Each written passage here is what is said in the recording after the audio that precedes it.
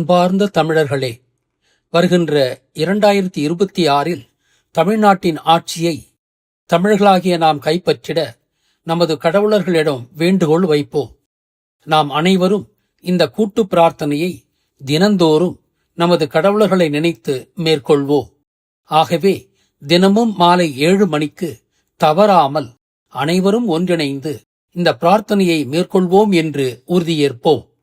இல்லுமினாட்டி யூத தீய சக்திகளிடமிருந்து இந்த உலகம் விடுதலை பெற வேண்டும்.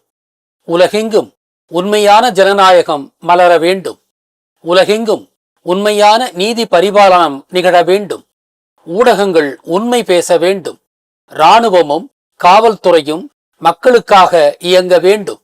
உலக மக்களுக்குள் ஒற்றுமை ஏற்பட வேண்டும். உலகில் அமைதியும் வளமும் பெருக வேண்டும். உலக மக்கள் அனைவரும் தங்களின் வளங்களை பகிர்ந்து எல்லோரும் இன்புற்று வாழ வேண்டும்.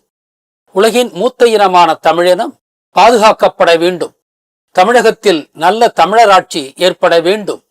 கடந்த 700 ஆண்டுகளாக சொந்த மண்ணிலேயே அடிமைகளாக வாழும் தமிழர்கள் தமது அடிமை தலையை களைந்து விடுதலை பெற வேண்டும்.